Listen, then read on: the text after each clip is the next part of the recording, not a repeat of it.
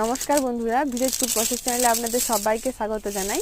চাল বা অন্য কিছু দিয়ে তো আপনারা পাঁপড় বানিয়েছেন, এভাবে সাবু দিয়ে যে পাঁপড় বানানো যায় আপনারা নিজে হাতে না বানালে বিশ্বাসই করতে পারবেন না যে এত সুন্দর পাঁপড় হয়।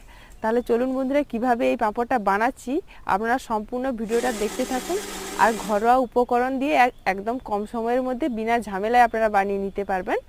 আর এক রোদ্রেও শুকনো হয়ে যাবে। এখন তো বাইরে প্রচুর রোদ্রু, আপনারা বানিয়ে এভাবে অনেক দিন সংরক্ষণও করে রাখতে পারবেন। যখন মন হবে তখন ভেজে একটা দুটো খেতেও পারবেন। এভাবে আপনারা বাড়িতে সাবুদানা দিয়ে একবার পাঁপড় বানিয়ে দেখবেন, টেস্টটাও কিন্তু অসাধারণ হয়।